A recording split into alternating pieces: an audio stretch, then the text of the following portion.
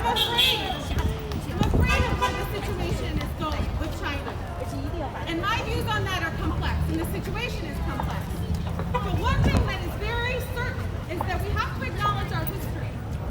In the past in the U.S., as we've confronted foreign enemies, we've done violence to our domestic populations who are imagined, and I say imagined, to be connected with those enemies. The way that our leaders talk about China scares me now. When people in powerful positions, whether political, in schools, or in companies, talk about Asian or Asian Americans as less trustworthy, they're saying they're not us. I'm here to say you belong here. Whether you were born here, like your parents or your grandparents who've been here for longer than I have, or whether you came here recently to build a life or get an education, you are part of the beating heart of our society. We can't control what happens in our country's foreign policy or what other countries do. But it's up to me and to each of us to protect our neighbors, our friends, and our fellow residents here in our community, in our country. And that means standing up against racism, large and small. When someone silences someone because they can't tolerate an accent, when someone remarks that a whole group of people is brainwashed, or when someone gives me more career opportunities because I'm white, it's racism. A friend of mine told me last week that she's glad our society is finally recognizing racism and hate towards Asians and Asian Americans. I hate that it took us this long, that it took this violence to stand up and stand together. But to all of you who've endured this, small and large, I promise to stand with you and stand together. Thank you.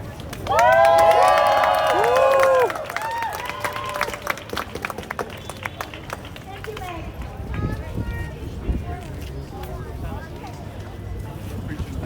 So, our next speaker is Michelle Chen. Michelle is a Cambridge-born second-generation immigrant and is currently a freshman at Lewis Academy. Michelle.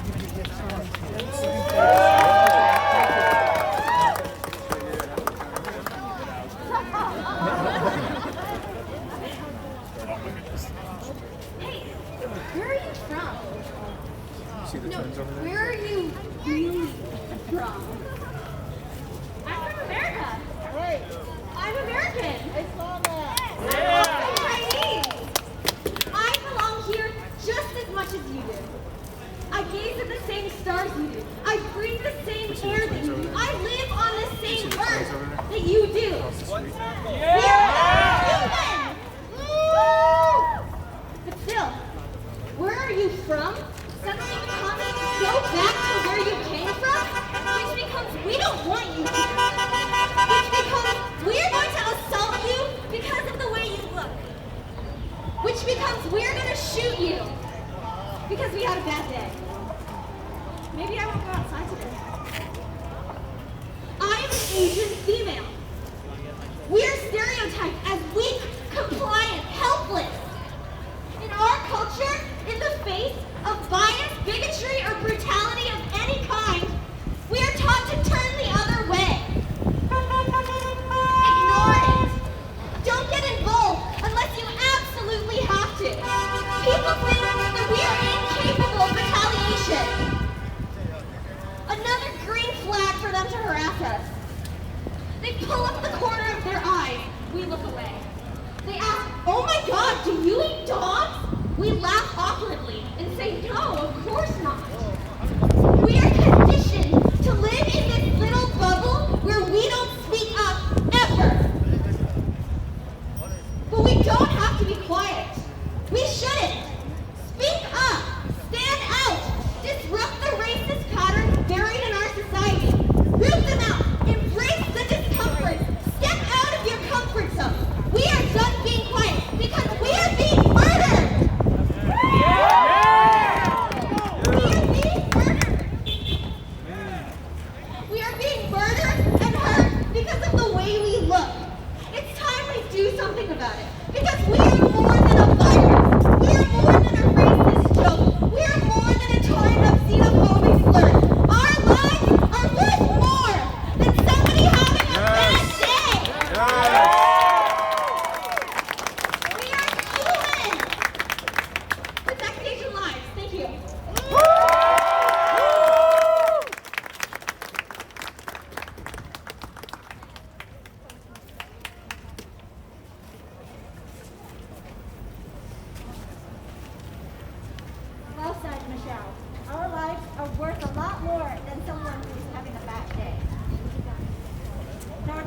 speaker is Michelle Ho. Michelle is, our next Michelle is a Korean first-generation immigrant. She works in education technology research and development. On the other side. Michelle.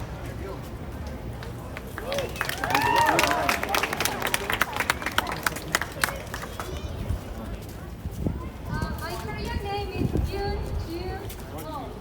I'm standing here just to tell you a very simple truth. God created us very different. My heart is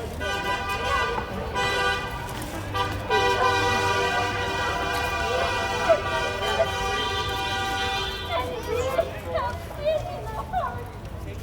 And hate each other and kill each other. This is a curse. This is not the one that people should tackle. Diversity is the beauty. Diversity is the power. The racial and ethnic difference is not hurt by God. Anybody who is a human and human heart should know and feel this. I'm very saddened when I read the article when people die and kill each other. Please should stop, and I was depressed. And ask yourself, this time, what should I do to stop this hurt? This is not right. We really have to. We really have to.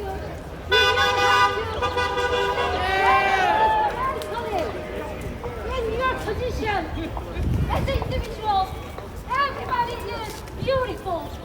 We are created that way. Difference is the beauty. What should we do? At this time, it's systematically how we're going to fight this wrong movement. This is the sin. I believe. I'm really asking yourself, every individual, please think what we can do to fight this. I pray in my heart to the Lord, this should be stopped. Love is the beauty. That's the only way that we can overcome this. I really pray that we really have to live each other. Otherwise, we perish. If we do not know how to live together, we perish. That's the significant consequence every individual will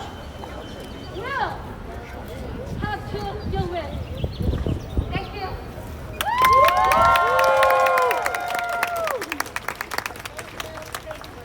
Thank you, Michelle. Our next speaker is Isabel Lee. Isabel works at Clinical Research Association, a national think tank devoted to the mission to promote multiracial, feminist democracy. She has nearly 20 years of experience working with communities to promote racial, economic, and feminist justice. Today, she joins as a member of our local Cambridge community and will be representing one of our organizing partners, Wooden Fish Foundation.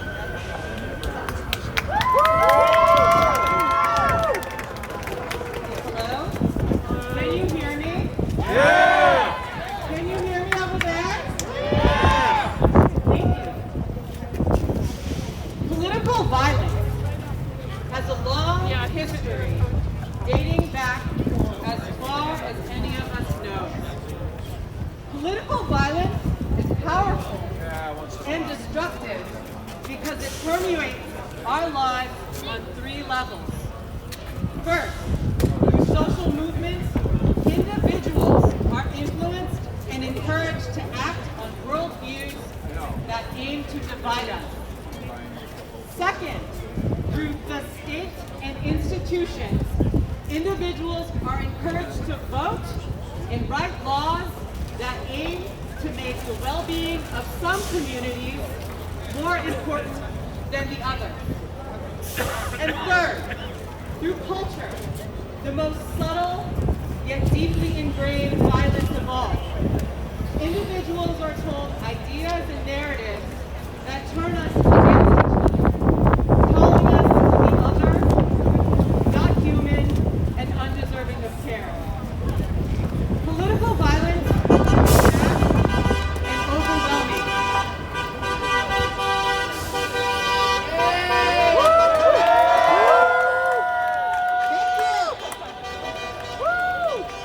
But every single one of us has the power to practice one act of resistance to this powerful force. That act is empathy. My mother is an immigrant from Taiwan who lives alone in Fresno, California. She cannot hear without a hearing aid. She cannot walk without a walker. She lives on a fixed income in an apartment complex in a low-income neighborhood that has gang activity and gun violence all around. Even before the increased violence against Asian Americans, fear of my mother's health and safety kept me up at night.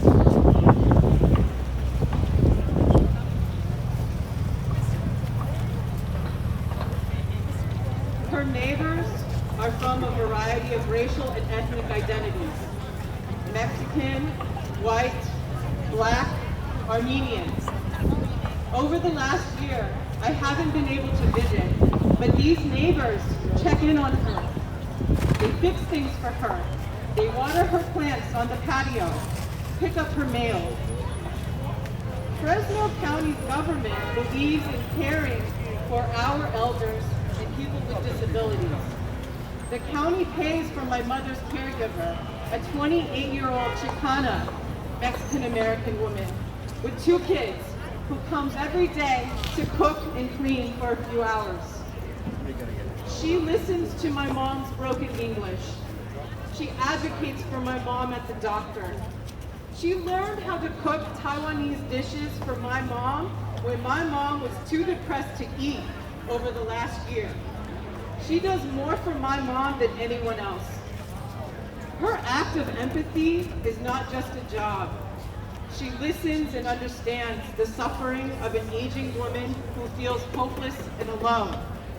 She sees my mother's humanity. I have learned by watching her, and I take those lessons for my life here. All of us as individuals have the power to listen and understand the person who looks like they are angry or frustrated, the person who gets quiet after something was said to them. Paying attention, taking responsibility to ask, to listen, and find ways to help. Advocate for laws that help each other. Tell the stories that lift each other up and don't tear us down. Share the pain so it's less of a burden on one person. All of this begins with self-empathy. We all get angry and frustrated. What are we really angry at? What is the source? What is at the root? Take a moment to see. At Wooden Fish Foundation, we are practitioners of humanist Buddhism. Through deep personal reflection and taking responsibility for our actions, we aim to inspire cultural peace. We denounce violence of all forms. We stand by all who have experienced pain and suffering at the hands and words of violence. And we ask for those who feel moved to act on violent thoughts to practice radical self-empathy. The pain and suffering you feel will not be healed through violence. The Sanskrit term samsara means the cycle of living and dying, but it truly means vicious circle. We need to liberate from samsara, out of this vicious circle. We all have a role to play in healing our communities through understanding not just cultural differences of all kinds, but to have compassion for each other when we are suffering. Thank you.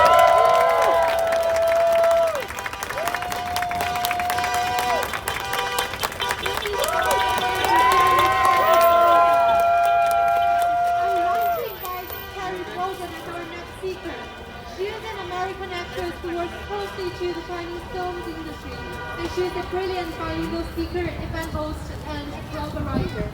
Held by the Boston Globe as a Sino-American cultural ambassador, she also acts as the goodwill ambassador for the Flying Tiger Historical Association, and is passionate about the diplomatic relationship between China and America. We really appreciate to have her here as one of our speakers to today's event. Hi, I'll hand over to you.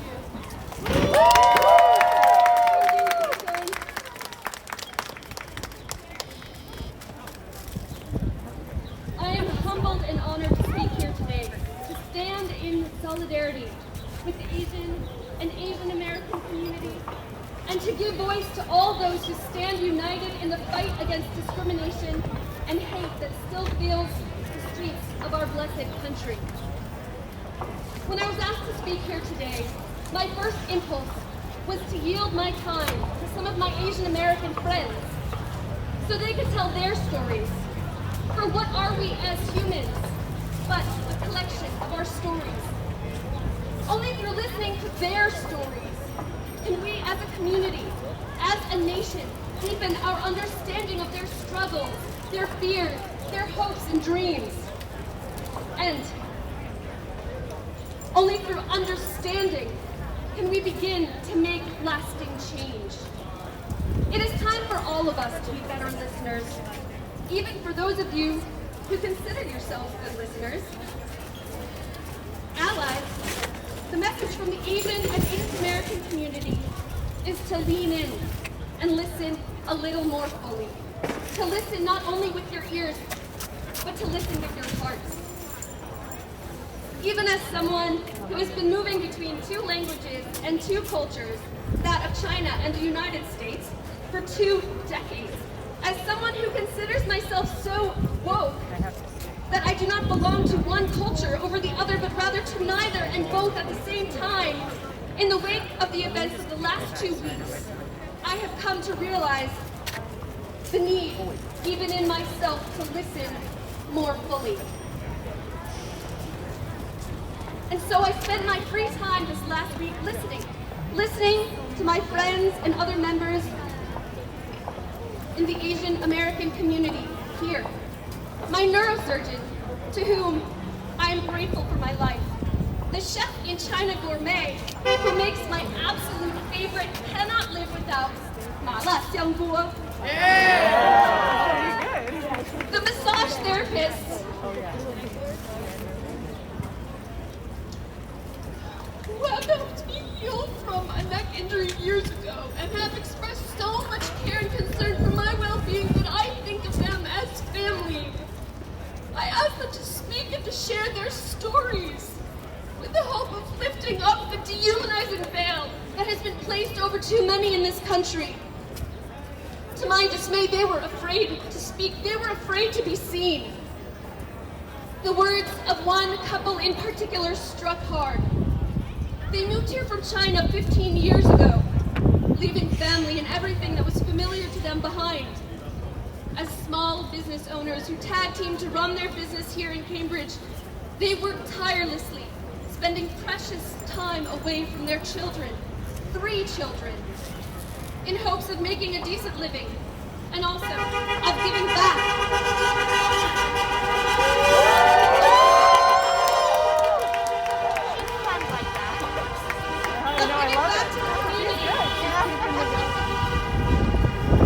And yet they are afraid to walk down the street. They weep for the elders who continue to be assaulted due simply to the color of their skin. Most of all, they fear for what kind of world they leave behind to future generations. They also had one message they wanted me to share today. The wife and mother of the couple, who did not want to be named, said, even as she wiped a tear from her face, "We believe the vast majority of people have a good heart. We want what everyone wants, a better future for our children."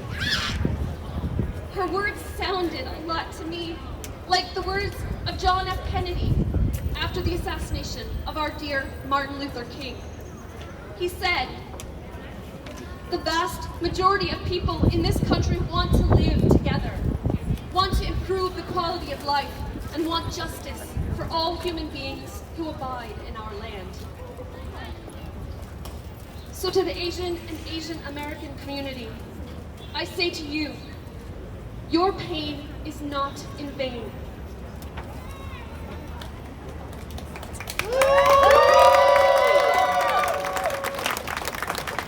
To the people who lost their lives in the Atlanta shootings, your lives are not lost in vain.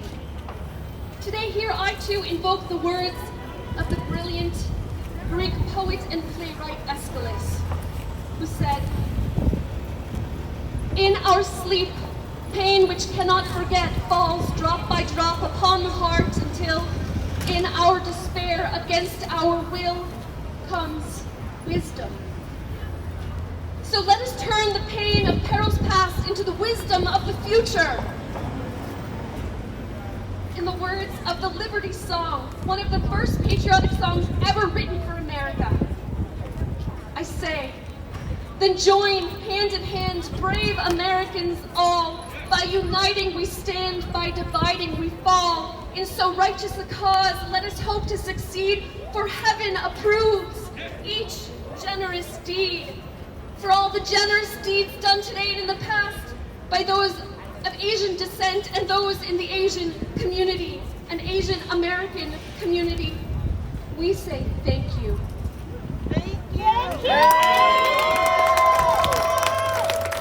To the Asian and Asian American peoples who abide in this land, we honor you.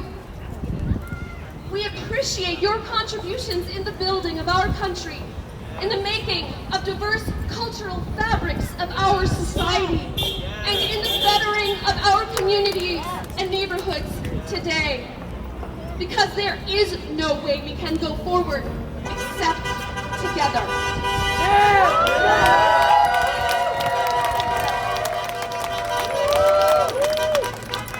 We will crown the good of our fellow Americans with brotherhood. And we must rise to action today. There can be no delay. If you are like me and appreciate the magic of Bruce Lee, and you see the magic of being like water, then I say today, be like water. And flood the streets and neighborhoods of America with kindness until they are so filled with love and respect that hate simply drowns away, suffocates. The call to action is to listen. Listen with your hearts to the stories of those in your community who are suffering, and share those stories with others. The call to action is to speak, to take action, to crown the good of your Asian neighborhoods, of your Asian neighbors with brotherhood. To say, thank you. We hear you. We appreciate you, and we stand with you.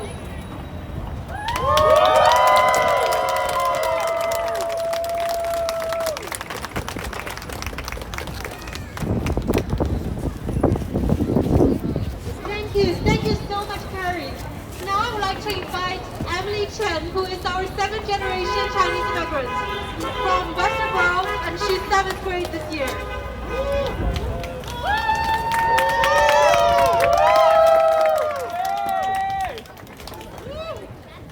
Hi, my name is Emily Chen, and I am a 7th grade student. I want to thank the Chinese American Association of Cambridge for giving me this opportunity to speak today, and our non-Asian allies for supporting and standing with the Asian American community. Standing here, I want to call out the inequalities our community has faced by starting with what many of you may know as simply the pledge. I pledge allegiance to the flag of the United States of America and to the republic for which it stands, one nation, under God, indivisible, with liberty and justice for all. Some kind of chant. For many of us, our daily routine starts by reciting this at school. We stand up, salute the flag, and repeat after our principal in the loudspeaker. For me, who was born here, this is what I was taught and what I believe.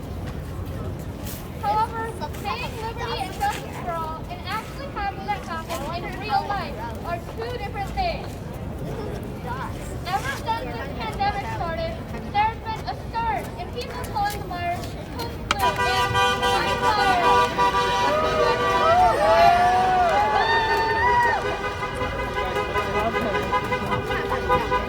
and moving along with the anger is the recent 1,900% increase in Asian Americans.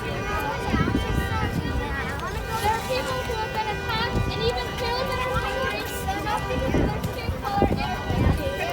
Yet I am still supposed to repeat the pledge every single day in school with pride and dignity.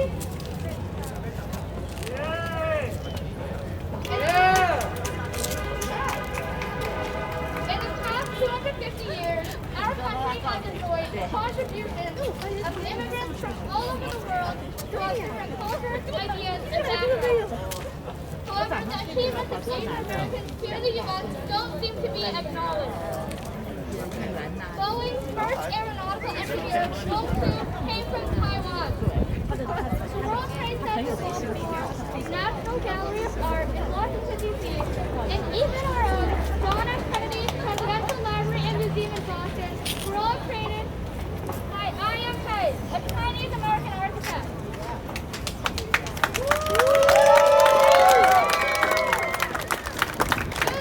Was co-founded by Asians. Dr. Quan Bo Min, a Vietnamese immigrant, pioneered the development in cancer detection methods. Asian American fashion designer Vera Wang had a clothing worn by Michelle Kwan, Mariah Carey, Victoria Beckham, and even Michelle Obama.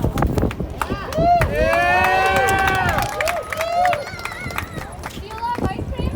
Well, thank Ernest A. Hanley, a Syrian concessionaire, for popularizing it in the U.S.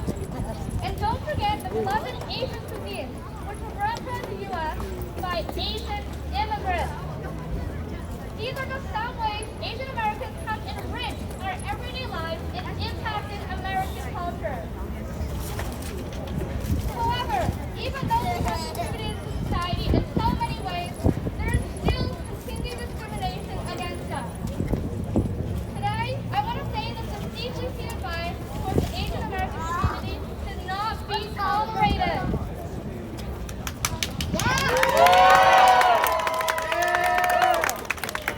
We are tired of being the target of discrimination and hate crimes.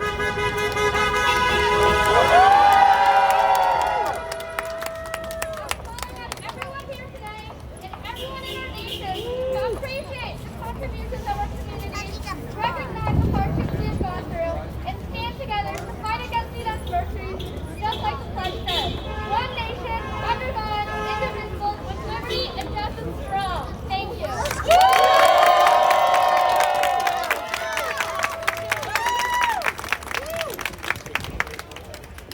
Thank you so much, Emily. Now I would like to invite Janice, who's our second generation Chinese immigrant from Wellesley.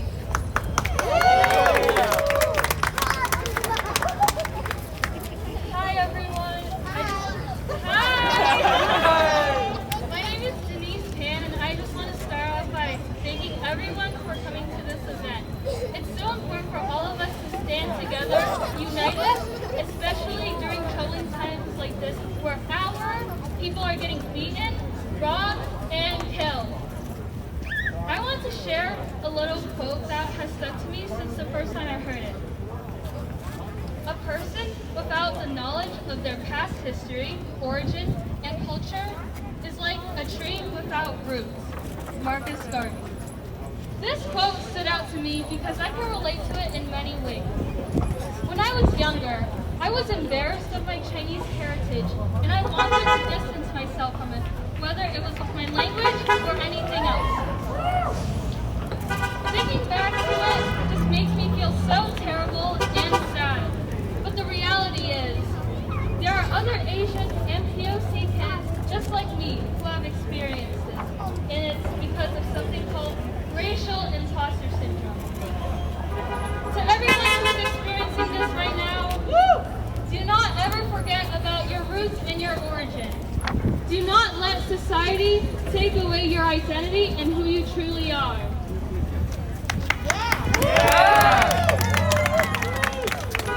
Today, I want to speak about about my last experience public with words. racism. I feel like I need to speak up for not just me, but for anyone else who has experienced racism but is too scared to speak up. Talking about your experience is super important because not only does it go against the Asian stereotype that we are quiet and polite people, but it also inspires and it encourages others to do the same. We need to stand up and speak about our experiences so everyone can hear us because we will not be silenced any longer.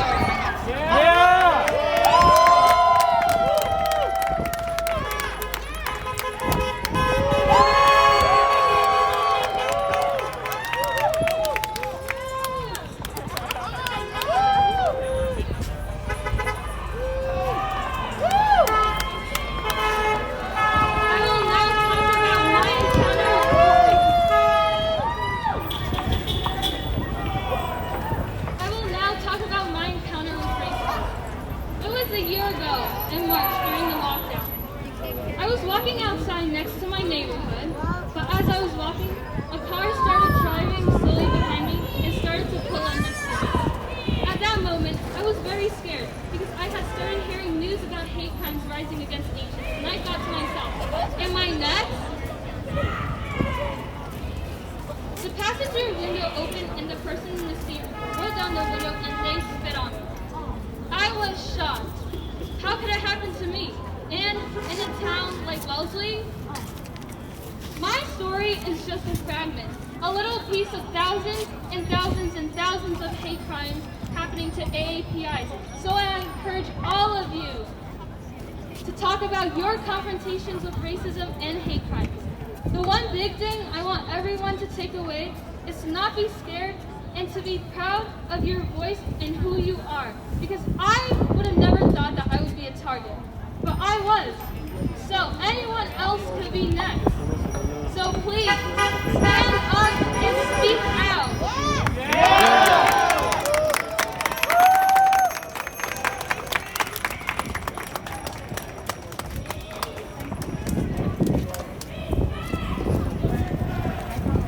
Hey everybody, can you guys hear me okay? Yeah! So my name is Heather Marie Lambert. This is my wife, by the way, who keeps circling and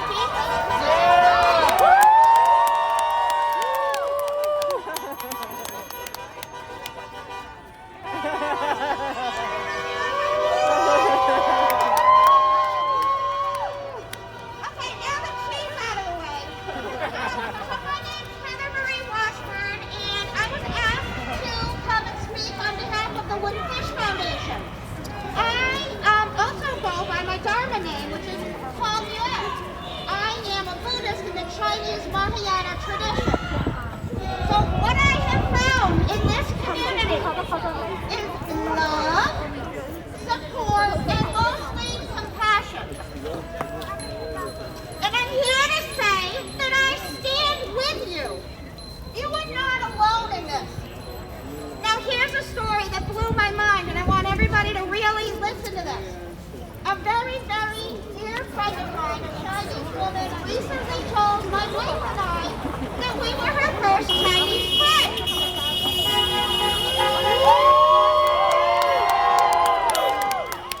Okay, so we're her first Chinese friends. I said, great. How long have you been here? 25 years. That is not okay. 25 years and never having had a relationship with an American? Americans, guys, we need to do better. We need to do a lot better. So I'm talking to the people in the crowd that look like me, okay? Reach out to those that are around you. Support the AAPI community through friendship and business. Do business with the community. Allyship, guys. Allyship is everything, right? Yeah! Want to have your minds blown, people that look like me? Land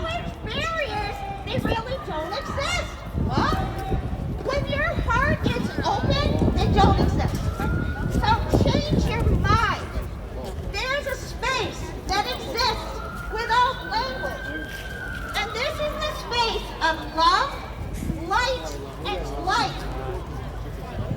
Do not be passive in the face of violence that we see going on around you.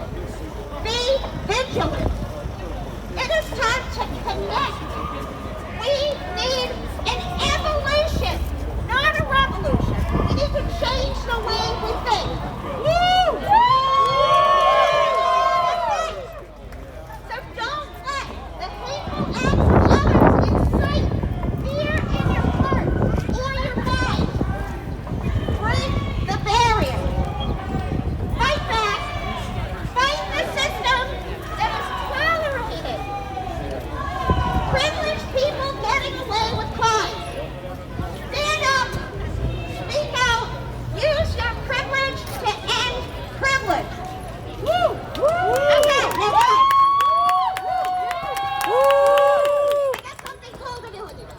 So what I want to leave you guys with is a Buddhist lesson. Amitabha, okay? I want y'all to say it with me, okay? So it goes like this. Ami. Ami. Pa. Let's do it 3 times together. Ami. Pa. Ami. Ami. Pa.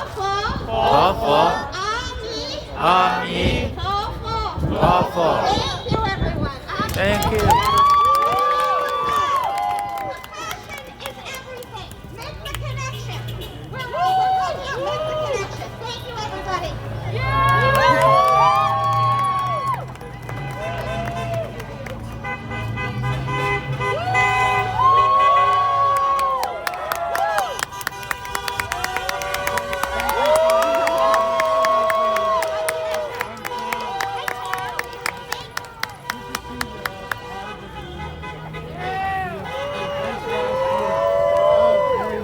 Yes, they were. Thank you so much, Heather. That was really inspiring. Now I'd like to invite Lucas Dill, who is our high school student. No, and it needs to. There's, but I actually. Are you speaking or are you here to support? Good afternoon, everyone. Oh my God. Wow, you're amazing. Let me just give you a little tip. In front of the Miles Waterfall, this bathroom,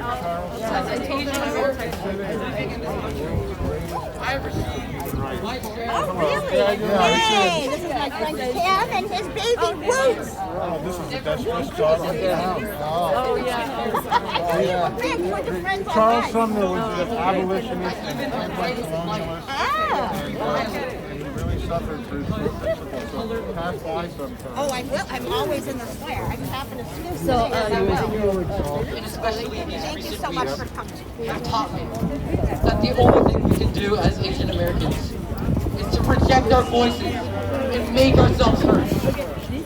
We may only be 5% of the American population, but that does not mean our voices are any less significant. We must not let the model minority myth hit us against other minority groups in America. And we must not let our identities be engulfed by stereotypes. Today, and for all days going forward, we as Asian Americans must fight against the stereotype that says we are quiet and don't speak up. Let all of the world know that with our voices and with our passion, we will stop Asian hate together. Thank you.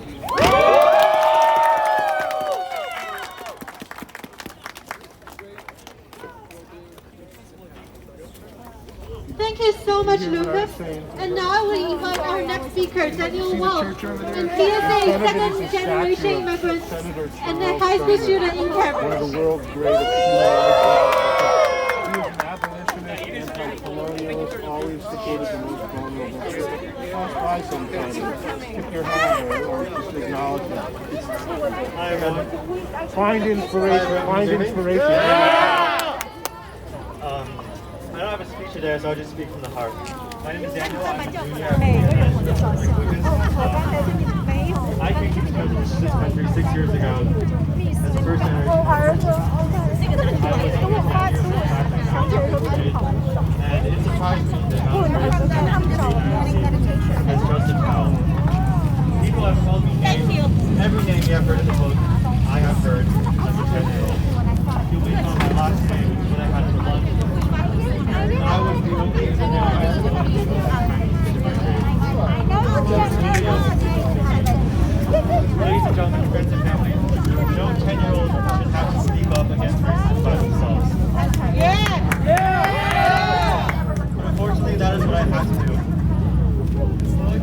worked. I mean, it took me like 2 years, but I eventually found the courage to confront those guys and girls who were racist to me.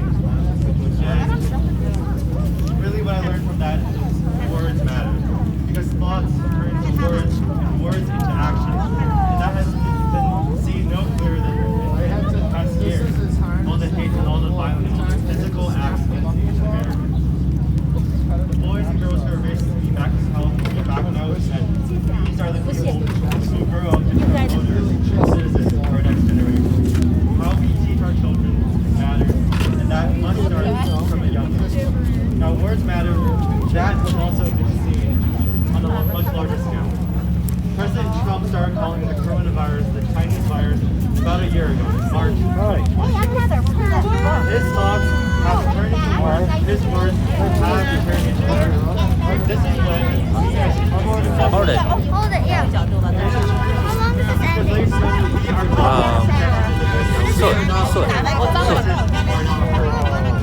Following the tragic death of 8 She's a number 8. No, she's a number 6. the Washington Post did not reveal the I gotta go find her. their initial reporting.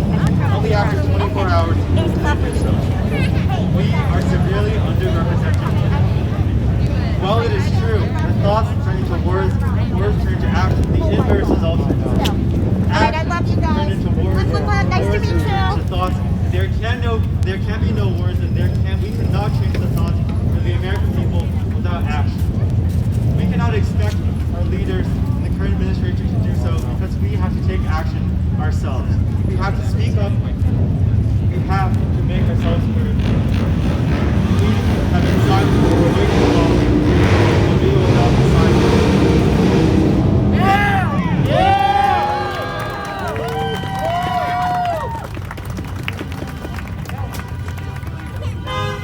Thank you so much, Daniel. And as he said, we will never ever be silent again. Now I would like to invite Owen Johnson. He is a lifelong entrepreneur and a graduate from MIT. In his personal life, he works daily to be actively anti-racist and ally to those who have suffered in unfair judgment.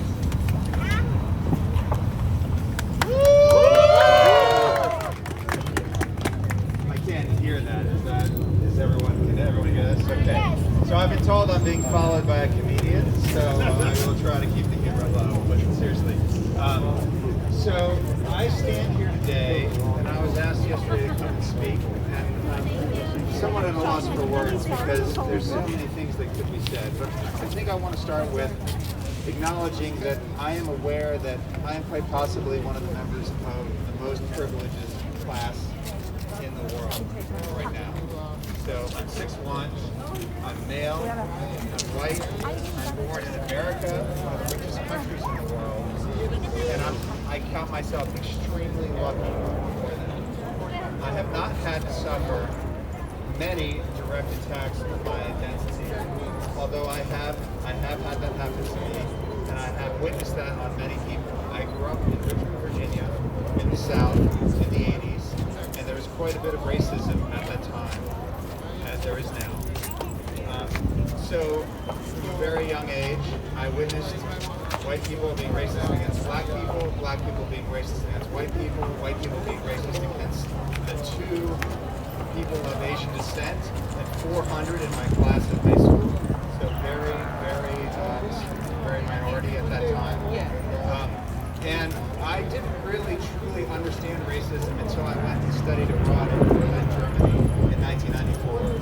And in 1994, Berlin was open, and essentially everyone from the East, the Iron Curtain had fallen 5 years earlier, everyone was coming.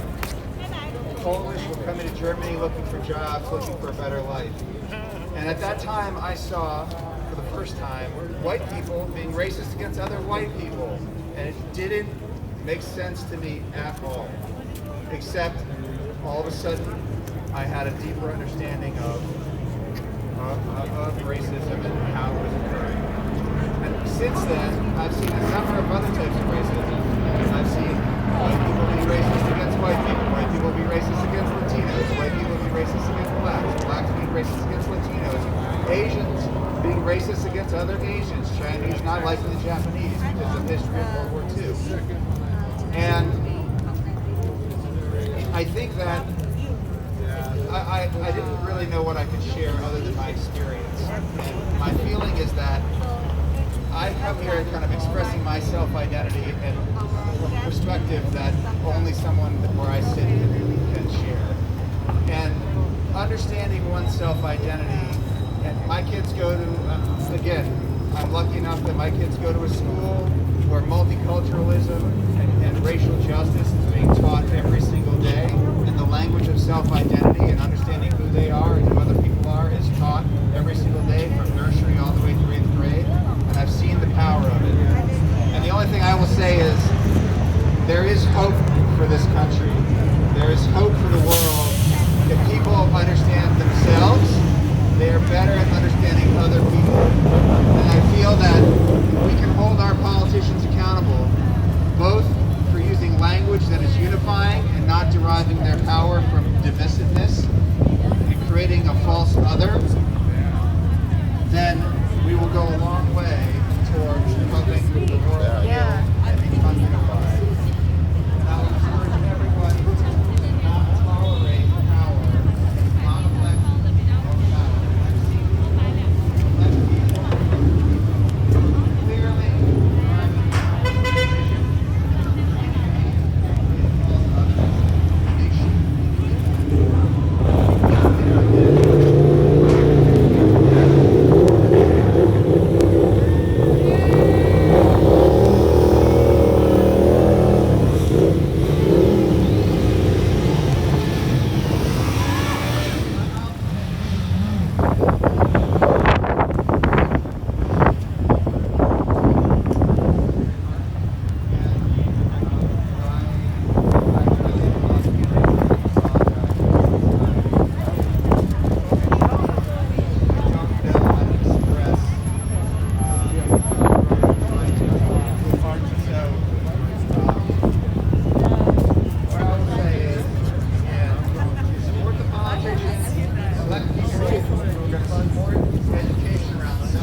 nation.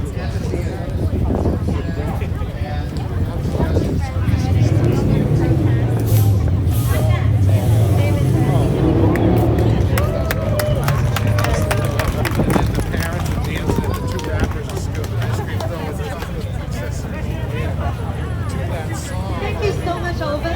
Now, I would like to invite Jessie Account, who is an active stand-up comedian and also a xiangsheng performer.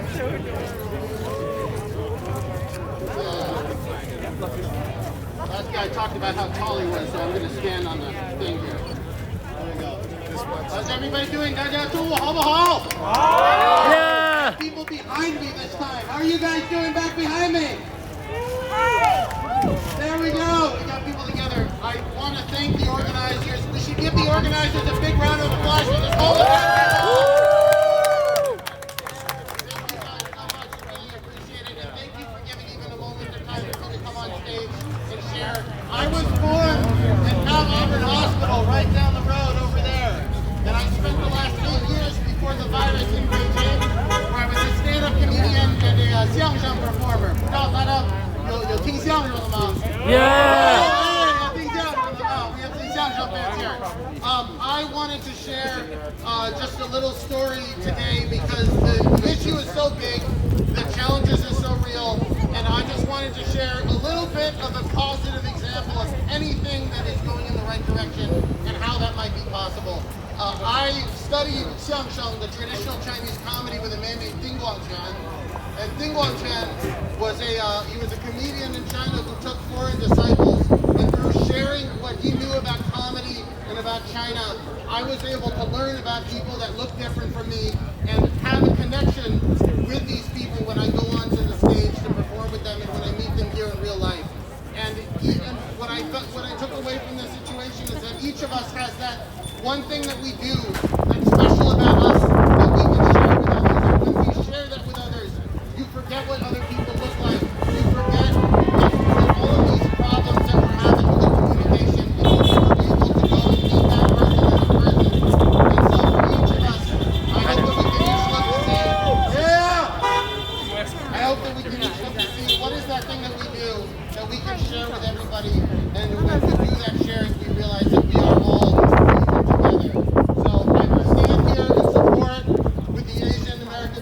Islander community today. Stand here in support with all the people who are organizing. I am here for you. My name is Isaiah Seed. My dad is here for you. Our family is here for you. We hear your voices. We're here for you when you need us. Thank you very much.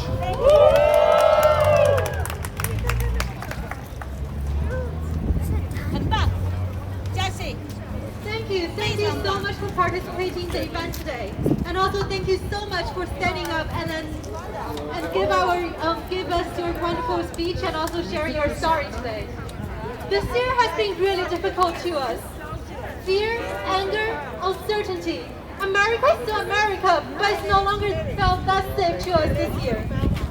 Lily mentioned fear at the opening, and I want to stretch it more a bit further now. Many of us and our ancestors came to the States seeking for a better life. The journey came to here, and to settle down here is so long, and fear has always been there. The fear of coming to a foreign land, the fear of not being to speak like the natives, and also the fear of adapting to a new society. We worked hard not only to meet individual and our family's expectations, but also to firmly place ourselves in the society that has been foreign to us before. Here, I want to send a personal thank you to those who came here as the first generation. You have accomplished more than you have ever thought. And thank you so much for doing that. The media has noticed our effort. They emphasized it and gave us a mark, model minority. This term, however, has been toxic because it does not only create a separation between us and the other communities, but also create segregation among ourselves. Creating a model image in the society always comes with fear, stress, anxiety, anger, and also unhealthy comparisons. We fear that we are not qualified enough to speak for ourselves because we believe that there are always someone who's better than us. We also are stressed because we think if we fail to meet those expectations, we automatically become a shame to our group. And when there is a standard, we compare and we compare. The judgment resulting from this comparison generates further discrimination and is tearing us apart in this country we all live in today. This mark is also denying the fact that we, the Asian community, are just as diverse and complicated as the other communities. We have vulnerable groups. We have those who are the elders. We have those who are women, children, and also low-income workers. There's no difference between us and the others. And unfortunately, the groups that got attacked the most this year are these people, are these vulnerable groups in our communities. They're always part of our Asian community, and they're always part of this country's community. We are Asians, but we are also neighbors, friends, colleagues, someone you see every day. We hope that today's voice will be spread out and be heard loud and clear. We hope to celebrate the diversity together without fear. We all live in this land, sharing the same future. Our voice is your voice, and yours is ours. Now I'll hand back the time and the ground back to you guys. And we are going to stay here for a little longer, so if you are so interested in participating, we would like to invite you to stand along the road here and also across the street. Thank you very much.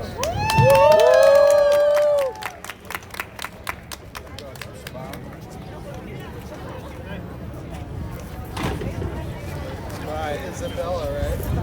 Tim. Yeah.